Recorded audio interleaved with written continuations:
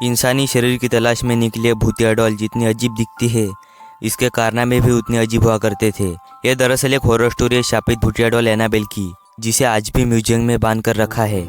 Annabelle नाम की इस भूतिया डॉल की कहानी शुरू होती है 1918 से, क्योंकि इसी साल बच्चों की कहानियाँ और कॉमिक्स लिखने वाले अमेरिकी राइटर जॉनी ग्रुएल ने अपनी एक किताब रेगेडी एन में इस डॉल का जिक्र किया था।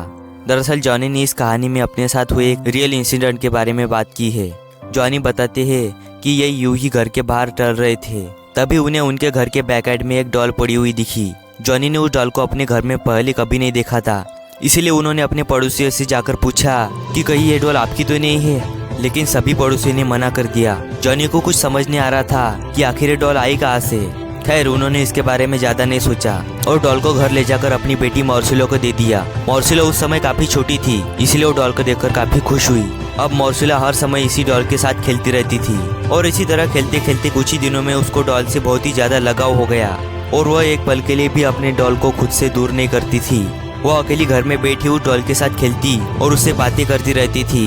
ये सब देखकर जॉनी को अपनी बेटी की बहुत ज्यादा फिक्र हुई, लेकिन फिर भी छोटी बच्ची समझकर वो उस बात को भूल जाता है और मॉर्सिलो को उसके साथ खेलने देता है। हालांकि मॉर्सिलो जब 13 साल की हुई तब वो एक गंभीर बीमारी से पीड़ित हुई और जब इस बीमारी के लिए उसको वैक्सीन दी गई तब उस वैक्सीन का उसके शरीर पर उल्टा असर हो रहा था, जिसकी वजह से मॉर्सिलो की डेथ हो गई। लेकिन दोस्तों, यह चीज अजीब हुई थी कि मॉर्सिलो के मौत के बाद जॉनी ने उसको बहुत ढूंढा, लेकिन उसे डॉल कहीं भी नहीं मिली। यानी कि वो डॉल जॉनी के घर से जिस तरह रहस्यमय तरीके से आई थी, उसी रहस्यमय तरीके से उसके घर से गायब भी हो गई। और इस सच्ची कहानी को जॉनी ने अपनी किताब में लिखा है, तो लोगों को इसके बारे में जानकर काफी हैरानी हुई और जॉनी की यह कहानी उस समय लोगों में काफी ज्यादा फेमस हो गई थी। और इसके बाद कई सालों तक वो डॉल कहीं नजर नहीं आई और लोग इसके बारे में भूल चुके थे। लेकिन दोस्तों, साल 1970 में इस डॉल ने फिर से दुनिया में वापसी ली और इस बार हॉबी स्टोर नाम के एक शॉप में नजर आई। दरअसल हुआ ये कि एक महिला इस शॉप में गई और उन्होंने अजीब सी दिखने वाली ये डॉल खरीद ली। उस महिला को इस बात का कोई अंदाजा नहीं था। जिस डॉल को वो खरीद रही थी वह दरअसल एक भूतिया डॉल थी। उस औरत ने वो डॉल अपनी बेटी डोना को उसके बर्थडे पर गिफ्ट दी। डोना उस समय नर्सिंग की पढ़ाई कर रही थी और वो हॉस्टल में अपनी 2 सहेलियों के साथ रहती थी। डोना अपनी माँ के इस गिफ्ट से काफी हैरान थी, क्योंकि इससे पहले उसके माँ ने कभी गुड़िया गिफ्ट नहीं दी थी और उसकी डॉल से खेलने की उम्र भी बीत चुकी थी। लेकिन फिर भी उसे अपनी माँ ने जो तोहफा दिया था वो पसंद आया। उसने वो डॉल अपने कमरे में रख दी।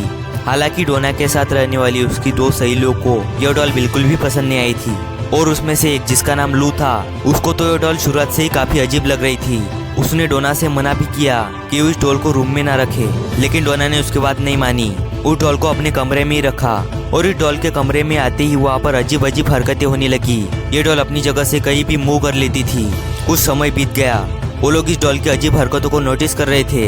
लगभग 1 महीना बीत जाने पर कमरे के अंदर एक कागज पड़ा हुआ मिला और इस कागज में किसी बच्चे की राइटिंग में हेल्प लिखा हुआ था। और ये कागज एक बार नहीं बल्कि कमरे में कई बार मिला। इसके अलावा जब ये लोग रात में कहीं घूमने जाते थे तो जब रूम में वापस आते थे तो एक बार जब ये रूम में लौटे तो इन्होंने देखा कि डॉल की पीठ और सीने पर लाल रंग के धब्बे थे और ये तीनों नर्सिंग की स्टूडेंट थी।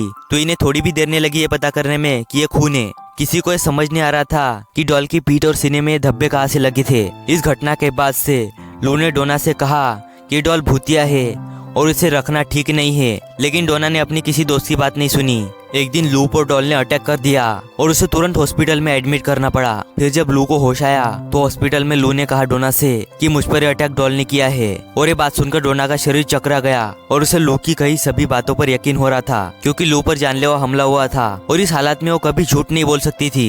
डोना तुरंत अपने हॉस्टल के पास वाले चर्च में गई और फादर हैगन से इस घटना के बारे में बता दिया। फादर हैगन ने डोना की बात सुनी तो उसको अपने सीनियर फादर कुक के पास भेज दिया। फादर कुक ने डॉल को अच्छे से देखा और डोना को बताया कि यह डॉल भूतिया है और इस पर एक बुरी आत्मा का साया है। फादर ने कहा कि यह मामला संभालना मेरे बस की बात नहीं है, इसलिए इन्होंने एक खबर लोरेन रीटा और उसके पति के पास भेज दी। इस मामले में सुनते ही वो दोनों डोना के रूम में पहुंच गए और उन्होंने इस डॉल के बिहेवियर के बारे में जांच करने के लिए एक हफ्ता उसके साथ बिताने का फैसला किया। फिर उन्होंने 1 हफ्ता डॉल के साथ बिताने के बाद उन्होंने कहा कि इस डॉल के अंदर एक बेहद ही शक्तिशाली आत्मा का वास है और ये आत्मा इस डॉल से निकलकर एक इंसानी शरीर में जाना चाहती है। और इन्होंने कहा की आत्मा ने रहने के लिए डोना का शरीर चुना है, इसलिए जितना जल्दी हो सके इसे डोना से दूर करना होगा।